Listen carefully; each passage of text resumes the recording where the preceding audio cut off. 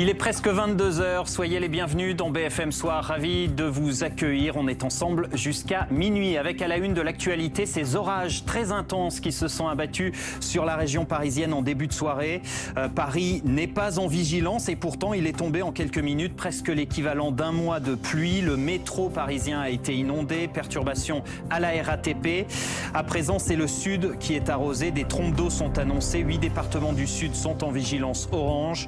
On redoute des inondations. On suit l'évolution de ces orages heure par heure. Un appel à la prudence est lancé. À la une de l'actualité ce soir, il y a donc ces orages et c'est Paris qui a été touché en premier, peut-être un petit peu à la surprise générale, des trompes d'eau, des rafales de vent, images impressionnantes, images témoins BFM TV. Vous avez été nombreux à nous envoyer vos images. Regardez la tour Eiffel prise dans ces trompes d'eau et ces averses. On est avec Patrick Marlière. Bonsoir, merci d'être avec nous, météorologue, fondateur, directeur d'Agathe Météo. On a vu des images impressionnantes, quasiment 70% de ce qui tombe normalement en un mois est tombé donc en quelques minutes sur la région parisienne et sur la capitale.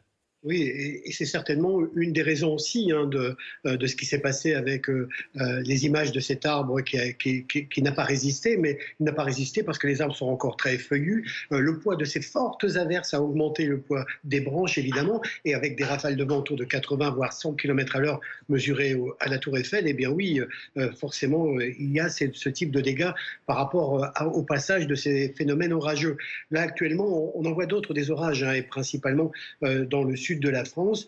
Ceux qui sont actuellement sur l'Hérault, ils arrivent sur Montpellier, Alès et vont remonter ensuite sur le Gard. Ils sont assez soutenus là aussi. Il pourrait y avoir quelques dégâts localement. Et puis d'autres orages reprennent actuellement sur les Pyrénées. Ils vont remonter au cours de cette fin de soirée sur le Massif central. En milieu de nuit, on les retrouvera encore de façon assez forte sur toutes ces régions. Patrick Marlière, pour faire un focus sur le sud de la France, je le disais, épisode Cévenol, c'est vraiment un phénomène important qui est annoncé à partir de ce soir, dans les jours qui viennent. Oui, effectivement. Pendant ces prochaines 36 heures, on va surveiller sur l'ensemble de ces secteurs, c'est-à-dire sur l'Hérault, le Gard, les Cévennes, mais aussi le pourtour méditerranéen. Comment tout ça va se déclencher en cours de nuit? Là, il y a les orages qui traversent actuellement l'Hérault qui se dirigent vers le Gard.